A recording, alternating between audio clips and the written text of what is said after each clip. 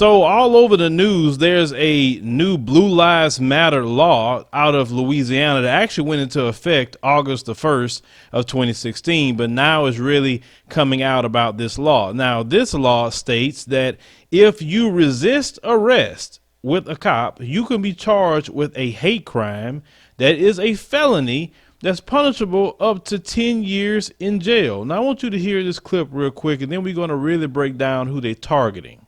We don't need the general public being murdered for no reason. We don't need officers being murdered for no reason. We all need to just work together.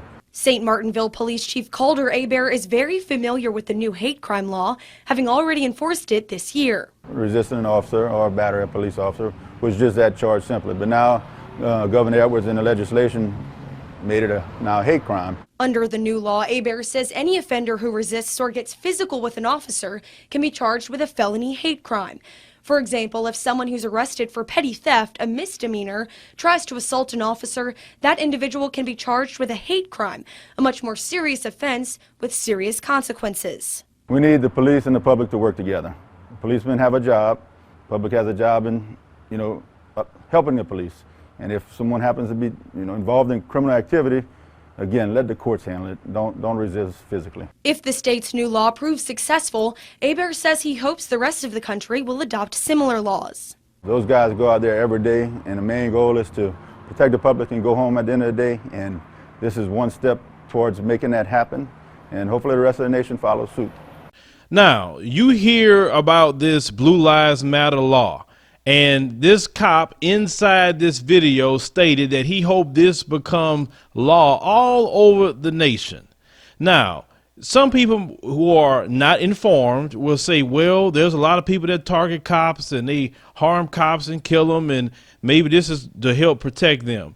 Do you know it's always been more penalties to assault a police officer or kill a police officer more than it would be a citizen before this even come up? Now, they want to say this is a hate crime. Police officers aren't a protected group. So how could this be a hate crime? Now, the definition of a hate crime by the Federal Bureau of Investigation says that a hate crime is a criminal offense against a person or property motivated in whole or in part by an offender's bias against a race, religion, disability, sexual orientation, ethnicity, gender, or gender identity. Now, notice that it says it has to be a motivation based on the offender's bias toward those protected groups. Police officers aren't considered a protected group. They are an occupation, no different than a doctor, no different than a lawyer, a chemist, or your local factory worker or whatever. It's considered an occupation. It is a job. So how is it that this law is even crafted and written that way? Second, according to the FBI, you have to have a bias, and you have to really make sure you're targeting them based upon this bias. Now, resisting arrest, that is a misdemeanor crime based on impulse. And we know how crooked a lot of these police are all over this country. We've seen too many videos of that. You have people that saying, oh, well, what are you stopping me for? What am I doing? Like what? Like trying to ask questions. Stop resisting. How many times have you seen that? Nobody's fighting with them. It's just asking questions. Stop resisting. So in Louisiana, if you ask a question and they say stop resisting, oh, now they can charge you with this Blue Lives Matter law. You see that? Or how many stories that we have done, like Devil Host Claw in Oklahoma, and other videos I have done about police officers who are sexual deviants, who are touching and raping women. They can say, well, if you don't perform a sex act on me, then I'm going to say you resisting arrest and you will get locked up 10 years. I'm telling you, I'm looking at every angle with this law. Then to top it off, some people still may have the argument, well, people, were being targeting cops, and that's why this happened. First and foremost, police officer is one of the safest jobs in America. I'm going to repeat that again. Police officer is one of the safest jobs in America. A lot of people are going to say, no, that's not true. They have a hard job. They go into harm's way and all this other stuff. And that's what they put out to you in the media. And they put out to you war on cops. This is what they say. That's why I created a series on the Advise Show Media channel. Please go subscribe to my other channel, Advise Show Media, so you can see that series. And I took that term, war on cops, because it's a lie. Basically just anti-black propaganda they use, because they don't never say anything about war on cops when white male suspects kill police officers. It's only when a black one. So what they do, they wait till a black one do it.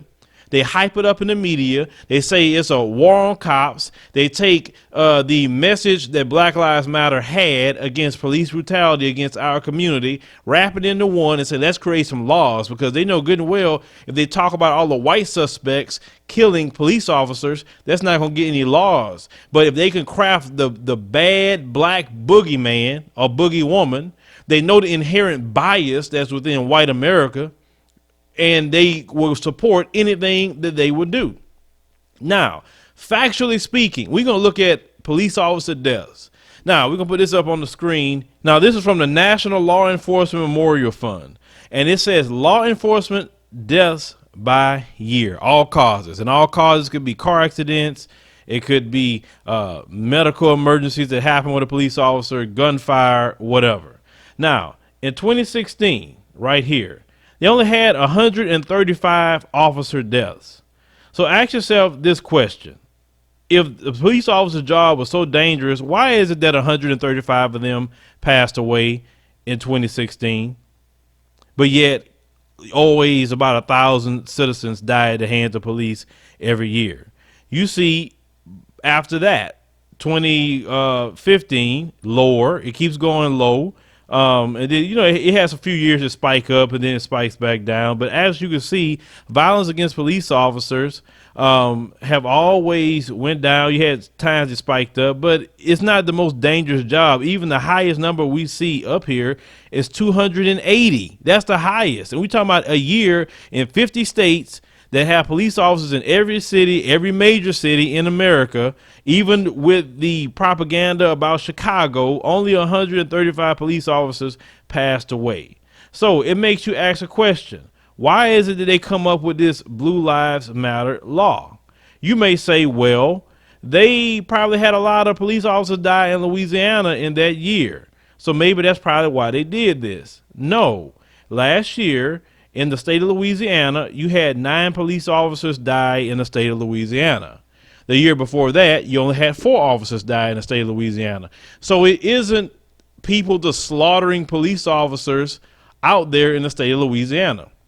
So since we have facts that the police officers aren't dying in this big mass, it don't barely even register on the radar how safe police officers' job is and how much they're backed up and protected by unions and all the other things they're protected by, politicians and not informed citizens. So what is this Blue Lives Matter actually doing? It's not about police officers. It's about incarceration. So you need to know that when they have these private prisons come into your states, a lot of times these contracts are written between private prisons and the states to have a 90% occupancy. And you will say, well, how can they guarantee a 90% occupancy in a private prison?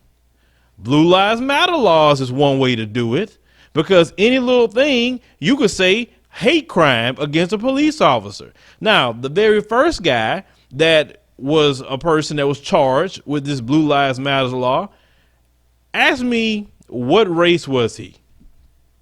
No, and he was not white. Of course he wasn't white. He was a Hispanic guy, and this guy was drunk. They called the police out there, and he was wrestling with them, and he called them some names, and yet they charged him with that hate crime. He didn't beat him up, but they charged him with the hate crime. So now he got to deal with that. Now, I read the ACLU is trying to get involved with that, because there ain't no way that can even last on a federal level when you started to appeal that. But most people don't have money to be appealing cases like that. So how is it that this law was drafted basically to lock up black people, brown people, and anybody else that they want to lock up. Think about it. You do a protest in Louisiana and they can say, oh yeah, you was resisting arrest. Come on, I'm charging you with a hate crime. It's all kind of way. It's like straight corruption what they're doing. Then you have President Cheeto wants to pull out of the United Nations. Why Cheeto wants to do that? So when he wants to wage his genocide or mass incarceration, he don't want the United Nations telling him anything. I'm telling you, President Cheeto is a dangerous entity. He is. And some of you Cheeto supporters who supporting this guy, you're going to lament when this guy leaves. Trust me, you will. More people going to have more hatred toward y'all than you ever think. I'm telling you, I'm watching the moves this guy is making. And he's not making nothing good for the average citizen, not even his Cheeto supporters. So look at these laws that's going on. They're going to target the black man and the black woman. They want to lock you up. They want to put you on the plantation. That plantation is prison. Like we said before, the 13th Amendment abolished slavery. Yes, but it transfers slavery to the prisons. And y'all complain about jobs. Why don't you go tell President Cheeto to stop these private prisons, and all those jobs that those prisoners have, you can have? Why don't you tell them that? There's a lot of jobs behind bars. Those jobs could be your manufacturing jobs that those prisoners are doing. But you're not going to do that at all, because that system don't affect you. You know, because you only, what, about 30% of the prison population, but yet you commit about 70% of the crime. So you don't care about that sort of thing until it affects little Billy or little Samantha. That's the only time you're going to care about this Blue Lives Matter law. Now, if anybody was smart, they would say, first of all, this governor's going to go in election time. Whoever voted for this, they getting voted out. And we're not going to patronize the state of Louisiana until they get rid of this law. Because I'm not going to that state for no reason. I'm not going to have a state that can just lock you up. You know how these cops be lying? How many times have we seen Walter Scott videos and all these other videos that we've seen the cops just straight lie? I mean, this is a recipe for disaster.